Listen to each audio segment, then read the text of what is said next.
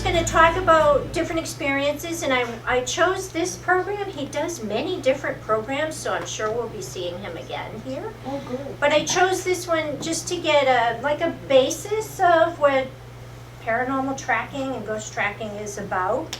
I think we've all seen the good stories on TV and stuff, but we can start here by learning all about it. So please, I'll let you do any more filling in of your background, but welcome, Rob Gutro. Thank you. Thank you so much, Sharon.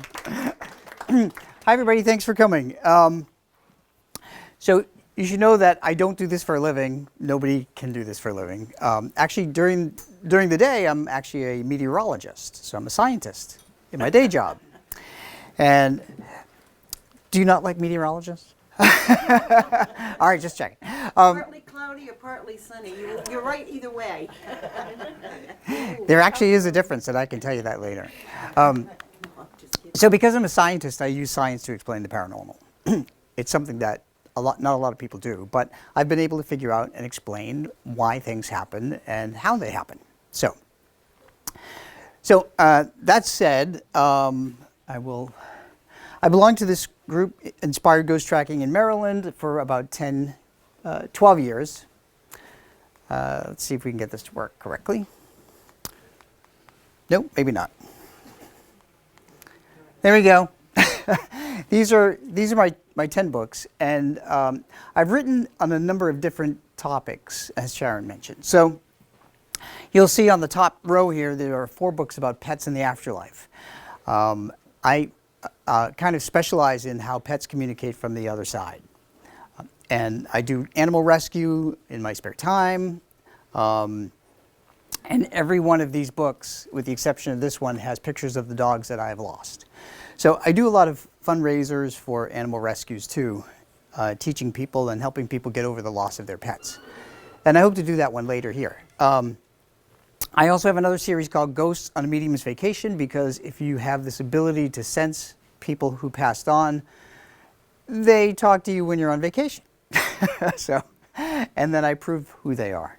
And then I have another series called Ghosts and Spirits, which includes cases that I've been on. And I'm going to explain to you right now the difference between a ghost and a spirit. In the paranormal field, the words ghost and spirit have been used interchangeably, but they're really not. And here's why.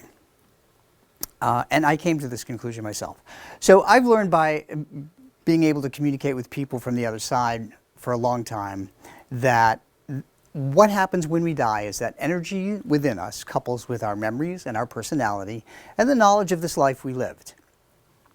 And that energy with that knowledge is what we call a soul. And every living thing has a soul. When we die, we get a quick life review about what happened, how we lived our life.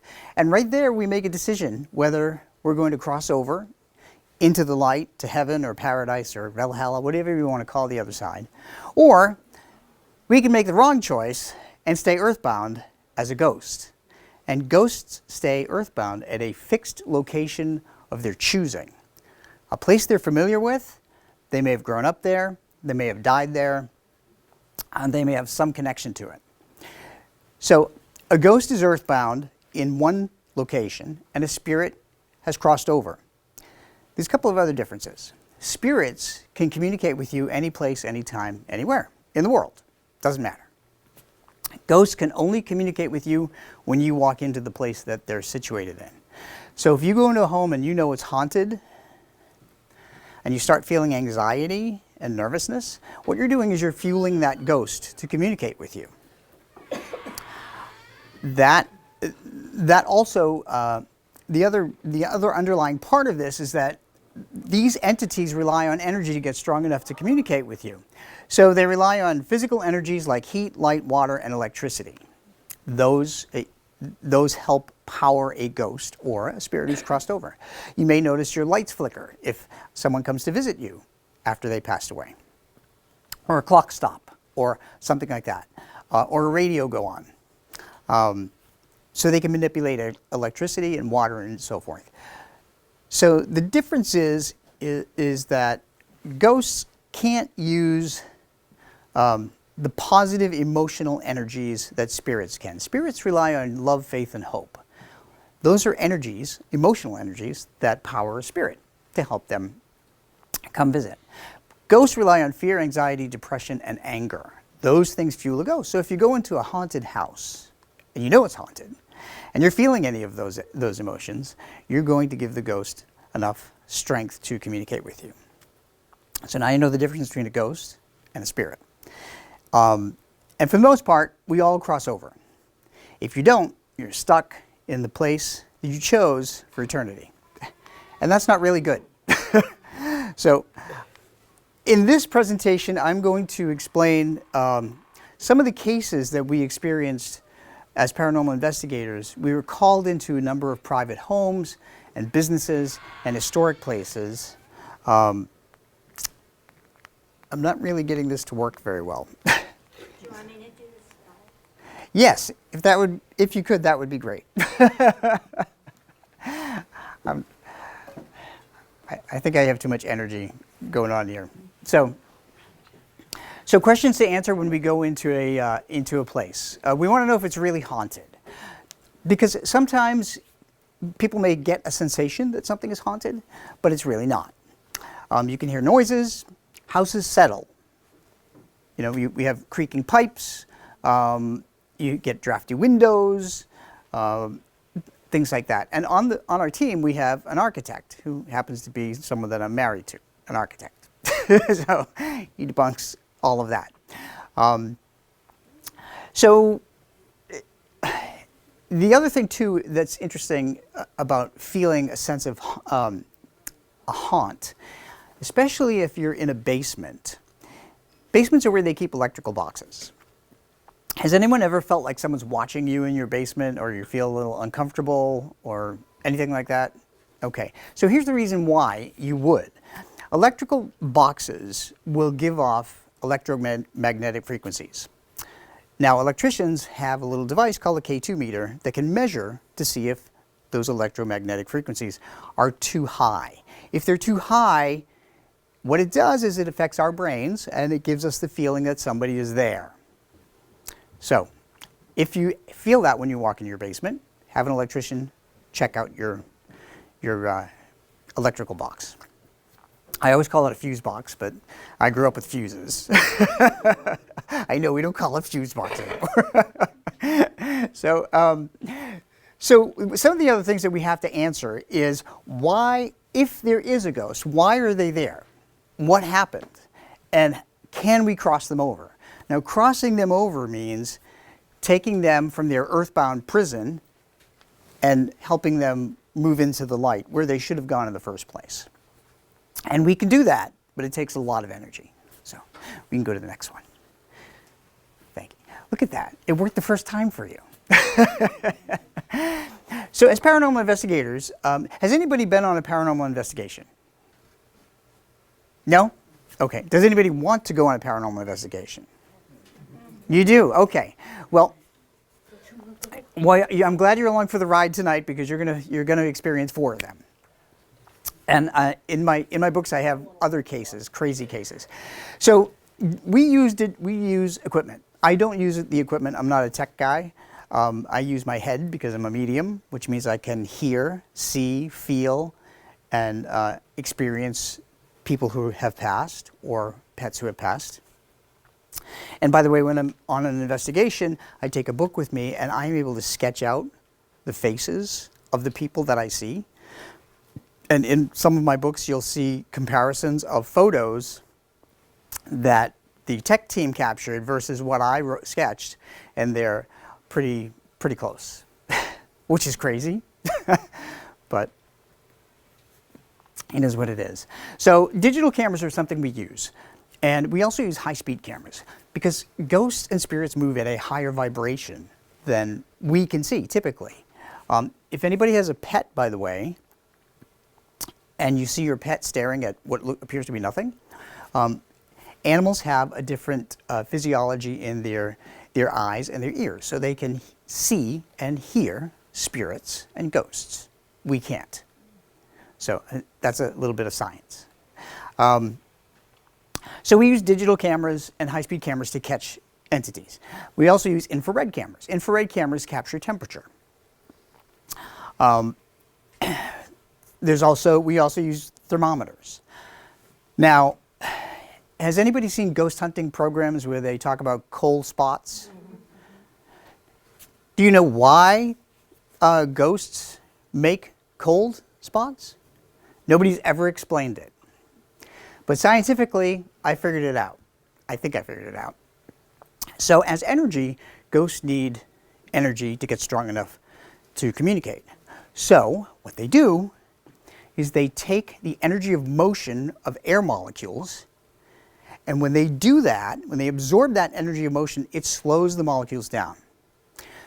Fast-moving molecules of air are warm air, like in the tropics. Slow-moving molecules of air are cold air, like in the Arctic. That's why you get a cold spot where a ghost is materializing. So that's what happens when you talk to a scientist. So we use the electromagnetic field detectors to detect the ghosts too, because they are electrical energy. We use digital recorders because when ghosts communicate, they communicate at different frequencies. Frequencies we can't hear, but if we ask a question and then we play the digital recorder back, we can often hear a voice, if there is in fact a ghost. So, and then media impressions. Okay? We're going to get to the good stuff. So I'm glad to see there are no children here because some of these are pretty crazy. So we were called into, this is the case of the dismembered ghost made whole. That's what I call it. A realtor called us into a row house in Baltimore. And they said that there were a number of families, this house was being rented out. There were a number of families that had moved in and over the course of a year moved right out. So he got the inkling that there was something paranormal going on in the house and called us to investigate. Well, we go in and we're not told anything. First of all, the manager of the group is the one that takes the calls. She does an interview. She interviews the people that own the home, and she gets information about what's transpired in the home. As a medium, I'm one of the two mediums in the group. We don't know anything about any case until 1 hour before we have to go somewhere. All we know is that on this date, at this time, we have to be in this location, in this city. So, because we don't want to know as mediums. So when we got there, it was in a really bad part of Baltimore. Has anybody been to Baltimore? Yeah, okay. I hope you didn't go where this place. Yeah. Excuse me. So it was in a very bad place, a very bad spot in Baltimore, and it was vacant. Of course, a couple of other homes next to it were vacant. It was really dirty. The rental guy didn't bother cleaning anything up, and the people that left in a hurry, so they just destroyed it. So we can go to the next one. So what happened is when we walk through these buildings, we try to get impressions about what happened there, and I got the impression that there was an argument in the kitchen, and another medium came in, and he got his impression, and he confirmed that there was an argument in the kitchen. We went in the backyard, and that's where it got really crazy. There was, we also got the impression that there was a gentleman in there that was doing drugs. There was drug paraphernalia and so forth. None of this was there when we were walking around, but what transpired was the information that we got was confirmed that there was a man that was doing drugs in there, and he was associated with others that were doing drugs in there. And they took him out in the back alley and they killed him. And then they cut him up. And they buried him in the backyard. And that's where he was. But we had to solve that. So what happened is when we went back inside, we tried to make more sense of what had happened. Now, when we do these cases and we get these impressions and so forth, we put together a report and then we verify it with a police report. And that was not one that I liked. So can we go to the next one? Now here, when you're upstairs, I felt the gentleman, the young guy next to me, and somebody took this picture. It's hard to see it here, but there's actually the shadow of a man standing right next to me. And it's not my shadow, because Rhonda's shadow is that way, directly behind her. So, so we asked him why he stayed. And he said that he didn't feel worthy of crossing over because he knew that he was into drugs, he knew that they were bad, and he was afraid of what would happen on the other side. And I've found that people who are usually very devout to their beliefs, their religious beliefs, they can look at the smallest thing that they did wrong in their life, or they think they did wrong, and they will hold themselves back. So if you believe in a faith and you're very strong in your belief, please don't stay back here. Just go over, because you'll be stuck here in one place for eternity. And that's horrible. Like this guy. But we crossed this guy over. So that was the case of the dismembered ghost made whole. It's kind of a short case, but we were actually in the house for hours and hours. It was a long time in there in order to get everything. So we can go to the next one. Okay, this one's the case of the Dundalk Alleyway ghost. Now, Dundalk is on the southeastern part of Baltimore City, and it's a very blue-collar, hard-working area. We had a lot of factories in that area. So a family that was living in this particular row home, and if you haven't been to Baltimore, if you've been to Philadelphia, if you know what a row home looks like, it's all row homes. So this family was complaining about a male figure that was walking around in their house. Now I think there were about 4 or 5 people that lived in this house, in this row home. This was a 3-bedroom row home, but there were 5 people. And they kept, all they did was talk about the man that was walking in shadow. Now, I didn't know anything about that, because I didn't, the manager doesn't tell us anything. So all of these people were part of the team. There were 5, 6, 7, 8 of us that we went in to try and figure out what was happening. And this shadow figure was scaring the people that lived there, and they keep seeing him. So I always tell people that if you have a ghost in your home, think of it as an invisible roommate. Never say anything bad to them. Never get them angry, because it's like getting an invisible roommate really mad at you. And that's not a good idea.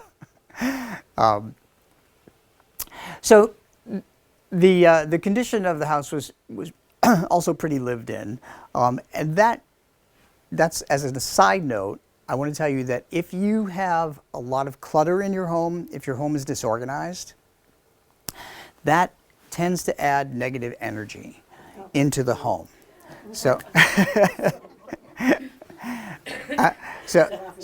so that tends to add negative energy. So if you have a ghost, that is something that the ghost will feed off of. So just try to put things in order, like stack papers up or have a yard sale. So we can go to the next one.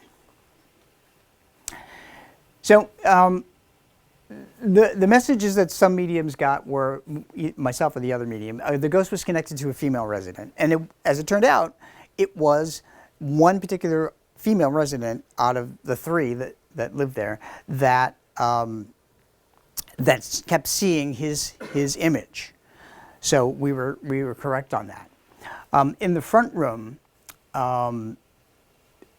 we got the impression that in the front room on the 2nd floor, we get the impression that this particular male entity had a bedroom there. And the ghost showed me needles on the floor, and a white stopper. So this was another area, this was another ghost who had done drugs.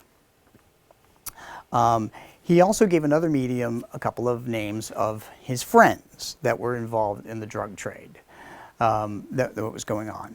So it turned out this man died in the house, well, outside the house. And he showed me that. We can go to the next one. So when I connect with people who passed and pets, they will often share their pain of death. So they'll make me feel how they died. So as a medium, I felt heart attacks, and I felt hit over the head. I felt shot, stabbed, cancer, kidney failure, all kinds of things. And that's how they confirm their presence. That's how they confirm their identity too. So he was telling me that he was woozy, he was very sleepy, and that was all from the drugs that he took. He couldn't talk, and I started feeling very, very dizzy when I was out in the backyard. And as I get closer to a spot near a wall that looked like this, that's when he told me that he died sitting against a wall. And he was sorry that he was scaring the people there, but he was trying to convey to them that he was still there, and he didn't know why, and he didn't know how to get free of his earthly bonds. So we had to help him cross over too. So that's what he looked like to me. And when I sketched this picture, the manager of the group took my sketch in and showed it to the family, and they confirmed that this is indeed exactly what they were seeing in the house, this man in the house. So he also gave me his birth date. He gave me the year he died. He was he was dressed in dark colors. He was thin. He had a 5 o'clock shadow, a mustache. He was Caucasian, very unkempt hair, and he looked like he was really out of it. But so that's the really weird part of being on these investigations, is that when I sketch these faces out, you know, I only sketch what I see in my mind. When they confirm it, that's really, to me, that's unnerving, really. But so that was the case of the Alleyway ghost. We can. Oh, there is more. I forgot. Sorry, it was a while ago. This was the other part that I had forgotten. He had shown me a table, a wooden table, wooden chairs, and he showed me that that there were drugs on the table and marijuana. And he also told me that he told me about his father, who was abusive. He told me that his mother moved to North Baltimore with her sister. So all of these things, these are like crazy details. But this is what we get. And then we later confirm them. So we can just move on to the next one. Oh, I didn't, yeah, I forgot. He also talked about why he didn't cross over. He said he didn't live a good life, didn't feel like he belonged, he deserved to cross over. And he also visits some adjoining houses. You know, when you're a discarnate entity that it's with a consciousness, you can walk through anything. So, but he said that these are the parts of the home that he likes to linger in: the bathroom, the front bedroom, and the hallway. And he said something about looking at a baby, and I didn't know if there was a baby in the house because the family had left. And after we came back, I found out there was in fact a baby, and he likes to just look at the baby. He doesn't touch it. But he was encouraged to cross over, and we did. We got him to cross over, and the family found peace, and they said that he never came back. So that's a relief, not only to him, but also to the family. So, okay. This particular case, this is the third of 4 cases that I'm going to be talking about. This particular case is called the House of Darkness. That's what I call it. When people live in an environment, in a home, and they argue a lot, what you're doing is you're impressing emotional energy into the walls of the home. So there are two types of ghosts. There are residual haunts and there are intelligent haunts. Intelligent haunts are those that interact with you. They can answer questions if you ask them on a recorder. You may see them.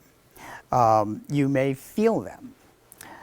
Residual haunts are not interactive ghosts. They're not intelligent ghosts. They're not an actual ghost that's there. They're impressions that are left behind from a previous resident, from emotions. So think of a residual impression like a thumbprint on a window. You can't see it until the sun shines through, and then you see the thumbprint when the sun reflects on it. The sun adds energy to it, and you can see that thumbprint. That's what happens with residual energy. So if you walk into a place that has had trauma, emotional trauma, or emotional happiness, like if there was a wedding there, for instance, or someone proposed there, or someone got a scholarship when they were living in the house and they found out, they impressed that energy on the walls. So you might feel like it's a happy room that you walk into. Conversely, you may feel like a room in the house is not right. So has anybody experienced that in any room of your house, that there's one room that's kind of heavy feeling? Okay, well that's probably why. If it's an older house, if it's not new, then that's probably what happened. Somebody that lived there had a bad experience there. It doesn't mean there's a ghost there. It just means they had a bad experience, and it's in the walls. The energy's in the walls. And to clear that energy, you can bring in light. You can play soft music. You can light candles. You can use sage. Sage was used by Native Americans to purge bad energy. They have it in spray if you're not careful enough with matches to burn it. Spray is safe. So in this particular case, we walked in there and we felt really weighted down. We knew somebody had had some emotional trauma in this house. We felt that we couldn't focus. There was a heaviness. We felt mentally sluggish. And then we started walking through the house. And one of the other mediums sensed residual energy from a child who was hiding, apparently from his parents, because his parents were abusive, or at least argumentative. And he conveyed all of this information of mental abuse. The child was hiding things, putting his hands over his face, and the child was suffering from depression and anxiety. And all of that anxiety and depression was impressed upon the walls of the bedroom, because that particular room felt heavier. So we can go to the next one. So the master bedroom, there was obviously a lot of arguing. Because when we got in there, first of all, I will tell you that the new residents of this house, I don't know what they were thinking, but they painted their walls, the master bedroom walls, black. They also had black curtains, and they had black carpeting. And we just thought, what in the, if you can't get to sleep, wear a mask. Okay? Don't make everything black. So what that did is, because there was no light colors, there was no light coming in the windows because the curtains were closed. There was no light at all in that room. What that did is it trapped that negative residual energy. So when we walked in there, my friend Troy, who's the other medium, he said it felt like there was a dragon sitting on that bed because it was such an awful, awful place. And all he did, he sensed anger and arguments, and that negative energy can affect you, the living. As you walk into a place that has negative energy into it, it can make you more irritable with somebody. So, you know, I'm telling you this so you don't have to blame it on a bad day. You can just say, look, it's the house. You know, but seriously. So negative energy can come out.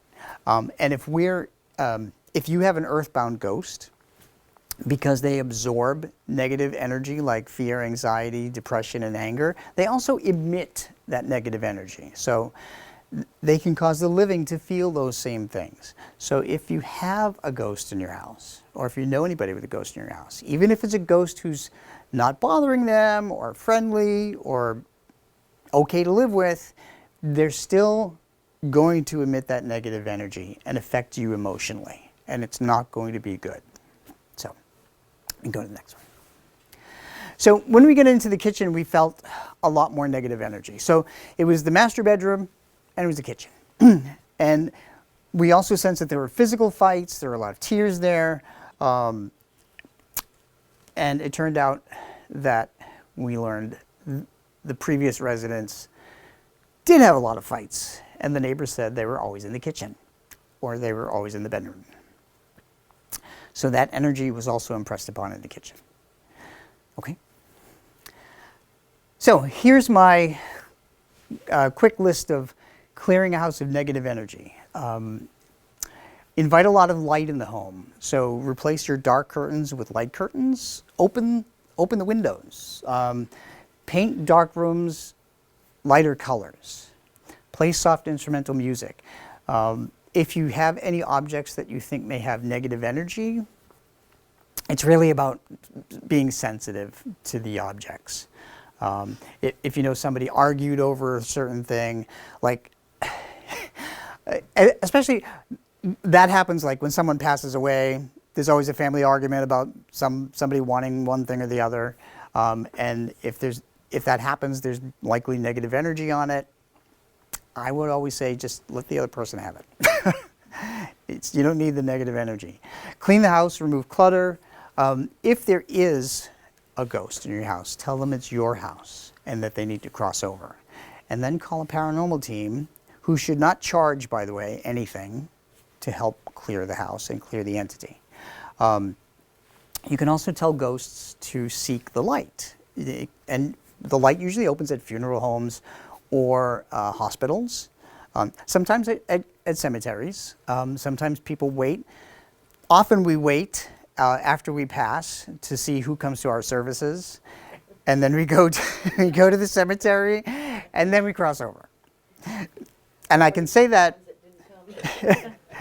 and then you can go back and haunt them. Yes, exactly. Sure. You know.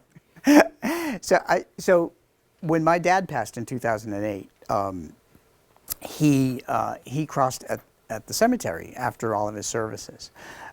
It's really strange to, as a medium, experience that your own relatives are there after they pass. And so I didn't always have this ability, by the way. At 13, my grandfather, who died 7 months before, decided to show up in the house when I was home with the family dog. That's it. Everybody else was out. And he scared the life out of me. So when my parents came home, they found me sitting outside 3 hours later and asked me why.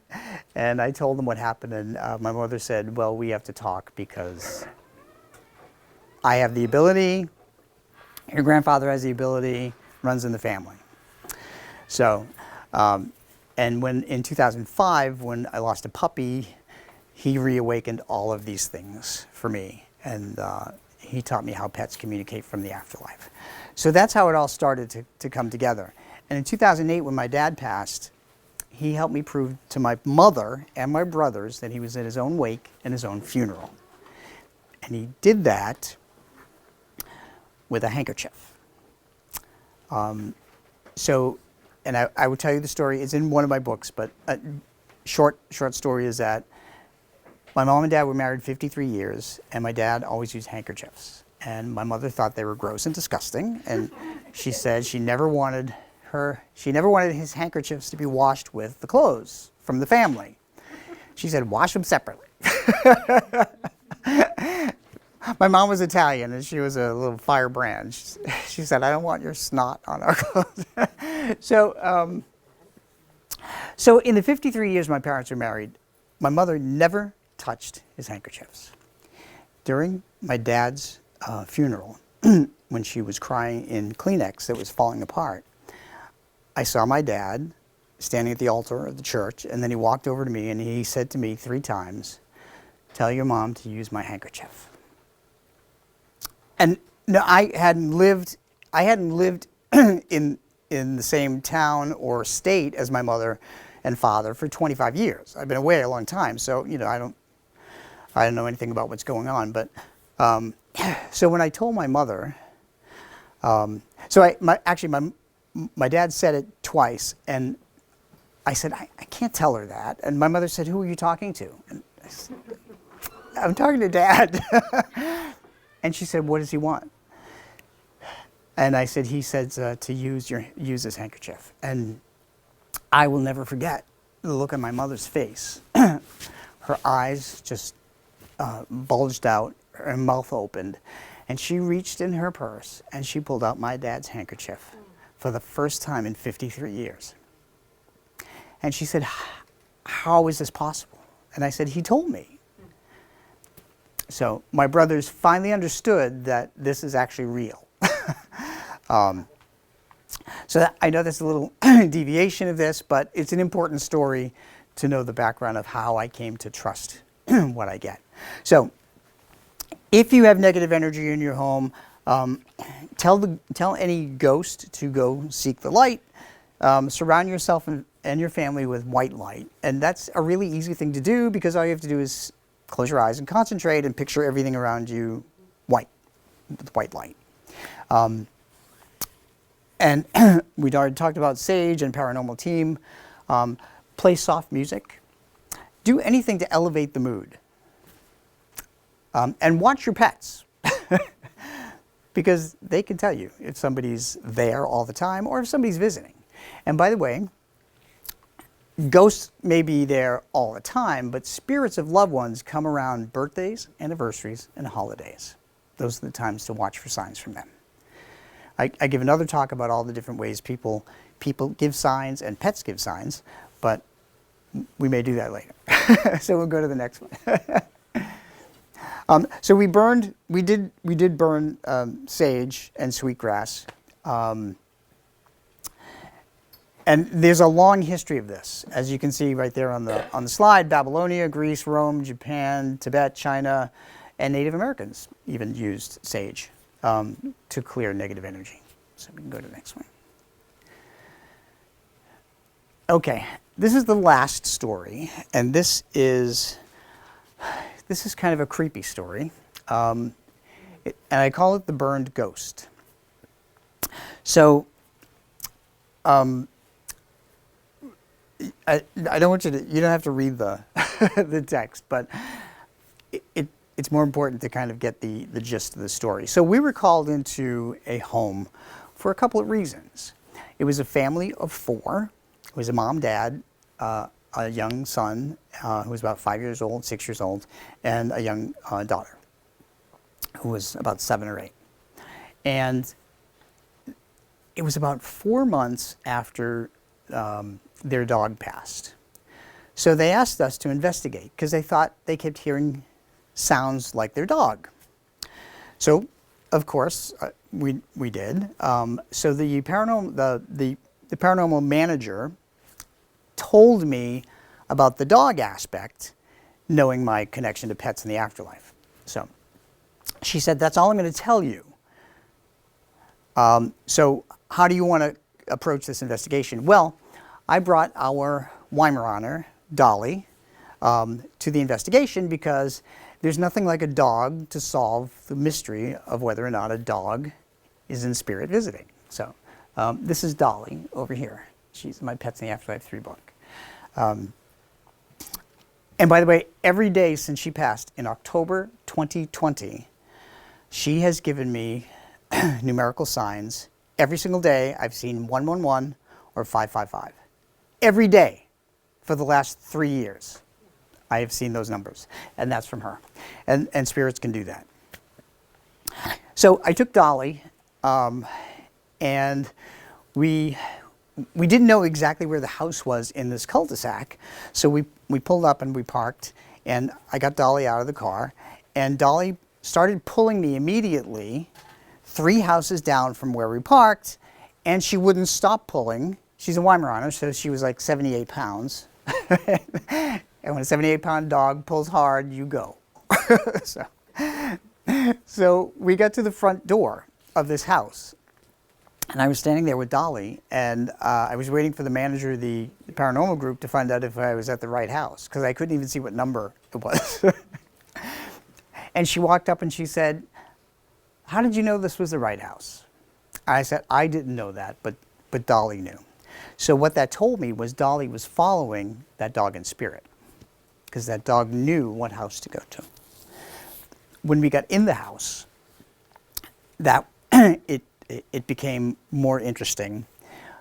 She sniffed around the first floor and didn't find anything. There was nothing unusual. But when I said to her, "Okay, go," I let her leash off, and only the dad was there. By the way, the mom was not there, and the kids were with their grandparents. The mom was at work.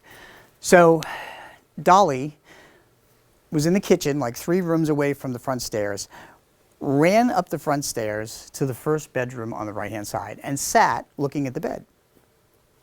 And I just thought, and I had to run up after her, and I said to the father, "Does this mean anything to you?" And he said, "Yes. Our dog, whenever our dog would come in, would run up those stairs, run into my son's room," which is where Dolly was sitting, "and stare at the bed, because our dog was bonded to my son." So Dolly was following the dog in spirit. So that was their confirmation. So the next thing they wanted to know is if anybody else, any human, were there. We sensed a grandmother figure had come in because there was something else going on. The grandmother figure came in and said that she was protecting, and we didn't understand what she was protecting. So right then, the wife came home, and then it all broke loose. So we can go to the next. The wife had come in, and she said that there was a dark figure that was up in her bedroom, and she didn't know what that dark figure is. So she wanted us to figure out what it is. And suddenly, right there in the kitchen, as soon as she came in and she said that about a dark figure, Troy started to get heat, a sense of heat. And I got even more. So we can go to the next one. Suddenly, I saw it was a woman, and I saw the side of her face, and she had burns all over her face. She showed me she was wearing a pair of gold earrings, and they were melted into her face. So she was caught in an explosion, in a fire. She told me that she died in a car fire. And she was trapped in the car. And it was this very young African-American girl. And as soon as I said that, the wife knew something triggered in her mind what had happened. So we can go to the next one. So the wife, as it turned out to be, a burn unit nurse in Johns Hopkins Hospital. And she said, "I know who that is." So she called the hospital, and she talked to the nurse's station, and she got the woman's name. What had happened was this young woman was in a car at some kind of an event, and she got in the car, and there was some kind of gas or something in the car. Somebody had brought something that was flammable in the car, foolishly. And somebody got in the car smoking, and it blew up, and the car caught fire. And so she couldn't get out. They pulled her out as she had third-degree burns over most of her body. And she was taken to Johns Hopkins, and she was treated by this woman. So it's, yeah, so the other medium could hear her screaming. I felt the burning sensation and saw her. So we can go to the next one. And she passed at the hospital. So what we had to do is we had to figure out why this young lady who died in the hospital followed this nurse home. Because I will tell you that ghosts normally don't follow people home. They'll only follow you home if they think you can help them. It only happened one other time in all the paranormal investigations I've done. So because this nurse gave this young lady such care and love and attention, after this girl passed, she stayed behind as an earthbound ghost because she thought she was confused, and she wanted to be able to thank this nurse because this nurse had given. She told me that this nurse had given her more love in that short time in the hospital stay that she experienced in her entire life. So she had a tragic life. So that's why she stayed with the nurse. And she kept following the nurse wherever the nurse went, which is very unusual, which is why she wasn't there when we first walked in and we found the dog in spirit. So we can go to the next one. That's her picture. That's actually her picture. So what we had to do was we had to combine our energies. We had a bunch of people there. It takes about 4 or 5 people, living people, to combine their emotional energies to open a doorway, if you will, to the other side, to the light. And we had to do that. And there's an EVP. I don't know if you can. I don't know if we can click on that. Probably not. But anyway, there was somebody there with a recorder. Yeah, it probably won't come through. But you could actually hear "thank you" as once we opened a doorway to the other side, and we called on her relatives on the other side who had passed, and we we sensed that she was walking across. We heard "thank you." Oh, yeah, I heard it. Yeah, it's very soft, but yeah. So that's what we heard. Thank you. Yep. Okay, so you can go to the next one. And this is the police and fire report that we found out. I mean, I took her name out, but yeah, it was back in 2012. But it was just tragic that this young girl suffered so much. But fortunately, we were able to cross her over. And yeah, it says burns over 60% of her body. It was an explosion. It says Dorchester County. Is that Boston? It's Maryland. Maryland. Yeah, Still in yeah. Maryland. Yeah, it's still in Maryland. Anyway, we can go to the next one. So that we wrapped up that investigation by helping that ghost finally cross over and achieve peace.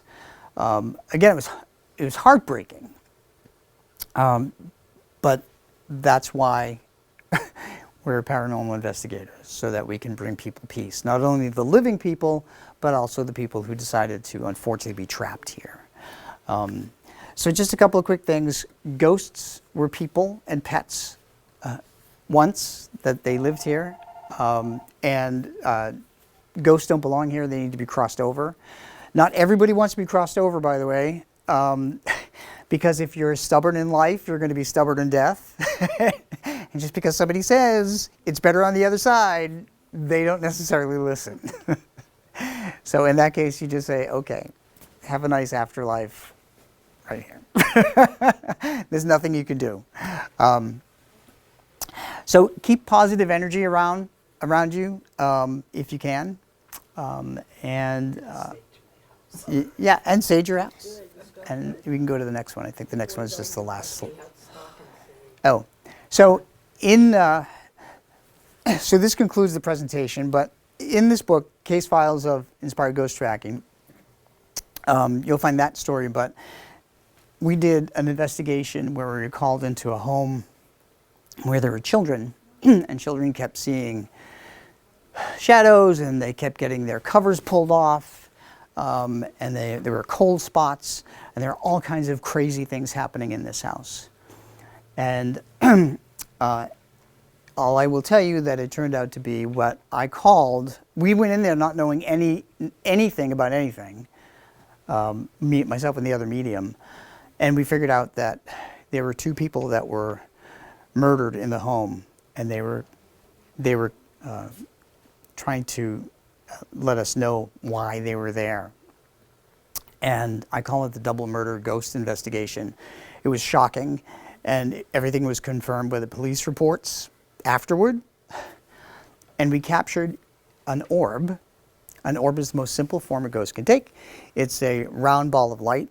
When ghosts don't have enough energy, they look like an orb. And orbs have colors and designs in them, and sometimes they have faces.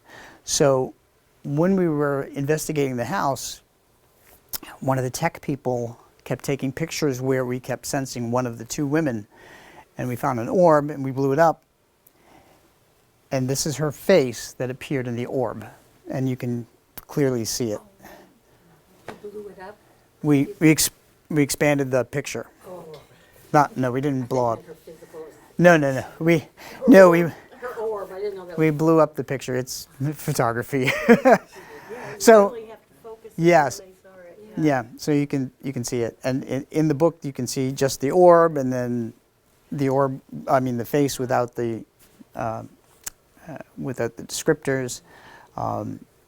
So if you want to know what it's like to go on a paranormal investigation, that's the book to get. So I think there's one more. I think. Oh yeah. So I will leave with this. These are my last 3 books, and I'm really humbled to say that they all hit #1 on Amazon. So this is Ghost on a Medium's Vacation in Tombstone, Arizona, at the Birdcage Theater. And those are my Pets in the Afterlife series. And hopefully I'll be back to talk about pets in the afterlife. So anyway, thank you for coming. Any questions? Can a spirit take the form of an orb as well as a ghost? Yes. So, yep. So earthbound ghosts and spirits can both be orbs. It's all about energy if they don't have enough energy. And also, if they don't have enough energy, they can show up as a shadow figure. So think about a ghost or a spirit as energy, like an electric light bulb on a dimmer switch, and the dimmer's all the way down, and you can only see the outline of the bulb. And if it gets enough energy, whether physical energies or emotional energies, it's like turning that light bulb up, and then you can see them in color. So it's energy. Yes, did you have a question? I kind of have 2, but Okay. does every soul become either a spirit or a ghost? Yes.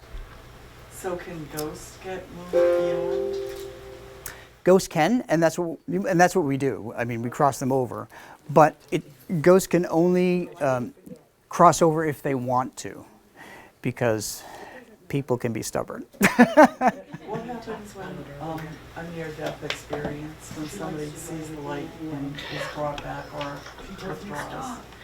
So near-death experience is is when our soul. Are you having a near-death experience over there?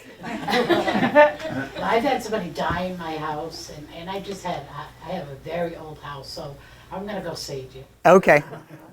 So a near-death experience is when our soul actually leaves our body. And we go toward the light, and sometimes we're told to turn around and come back. It's the same thing as an astral projection. So some people can be, I mean, I've never done this, but some people have the ability to project themselves somewhere else and appear to someone, and someone in another location can confirm they saw this person.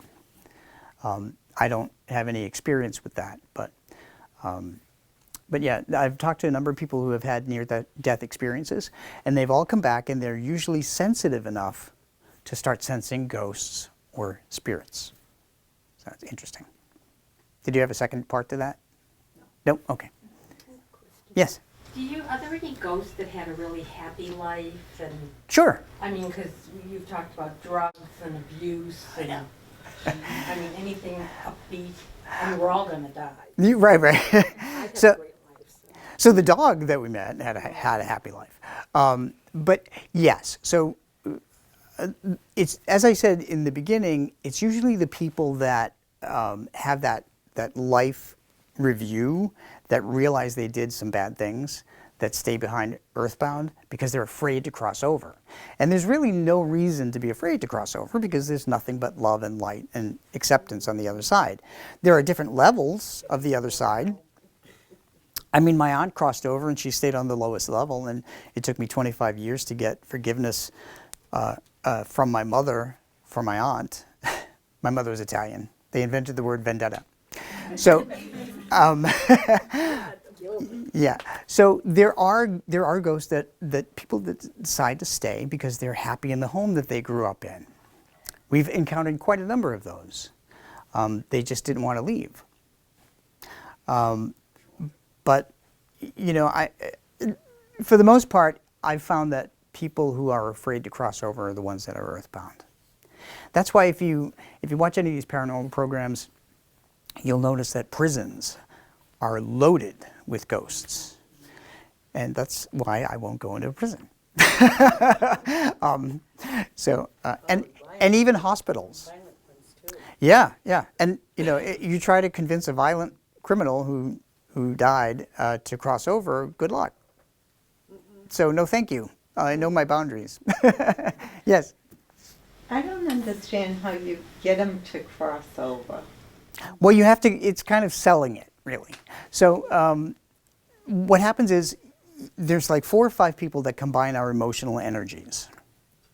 As I mentioned, emotional energies is one type of energy. And then there's physical energies, heat, light, water, electricity. If you combine your emotional energy, you can really open a doorway by calling on one of their relatives on the other side to come get them. So that's kind of how it works. And what's interesting is that we know that people have crossed over because there's always a feeling, a burst of warm air. It comes from nowhere. It comes from the other side. But there's always a burst of warm air. And everybody in the room can always feel it. That's the only way that we know. I mean, because you can't really see it. You see it in your mind's eye. So, but you have to sell it, really. And you can't make everybody go. I have crossed over a dog once. By actually, we had to open a portal. The pet parent wanted the dog to cross over, but the dog was so tied to their parent that they wanted to stay, and we had to open a doorway, call in a relative, and I had to take a physical treat and throw it into the light, and that way, because we behave the same way in life as we do in death. My dog would do that. Gone after that trip. So there you go. Bye, Mom. Yeah. But what if, I know, I'm not religious, I wasn't raised in the church. Did I interrupt you? No. Okay. But my Aunt Nat, who I lost a year ago, and I miss terribly, I wish I could bring her back. But she used to tell me my loved ones would be waiting. I call her and say, okay, Annette, tell me again. And I'm in my 70s. Mhm. Tell me again what's going to happen. And she'd say, well, all your loved ones are going to be there waiting for you. And I can picture my golden retriever, my Velcro kitty, you know, all my fur babies. And Yep. in the distance, and I loved my family, was my mom, my stepdad, my grandmother, but my fur babies were up front. Yep. No, me too. I mean, I'm a dog dad. So, no, and when my dad crossed over in the cemetery and after his services, and I saw the light, for the first time I actually physically saw the light. And I asked my sister-in-law, wow, that sun has really broken through the overcast. And she said, no. And when I looked, I saw my dad walk into the light, and there was Buzz and Sprite and our two family dogs right in the front, and then my dad's parents and my mom's parents. And the reason I know that, that's another thing, this is another crazy thing, that I saw them in the light, is because my grandmother, my dad's mother, was holding an infant. And I didn't know who that was. And when I told my mother who they were, who was there in the light, she said, oh, we never told you that your father had a brother that died at birth, and he's buried in an unmarked grave. And I'm like, okay. So I have to see dead people in order to get an answer about family history? But that's true. So yes, your fur kids will all be waiting for you in the front. Yep, absolutely. Are you gonna do any work like this here in Berwick, or? Well, I'm actually going to look for a paranormal group up here in Maine to join because I can't do it. I mean, I can do it long distance, but it's easier to come into places physically. So, yeah. So, my days in Maryland are over, and I'm happily a Maine resident now. Best decision we ever made. I'm originally from Massachusetts, but that was decades ago. You escaped what part? I know, they escaped and they come here from native. Quincy. So, yeah, South Shore. But that I hadn't been. I haven't lived there in many decades. Yeah. New But- Jersey. New Jersey. Fast enough.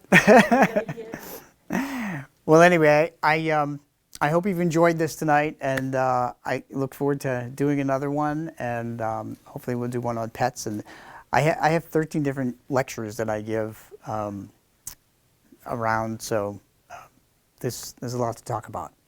So thank you.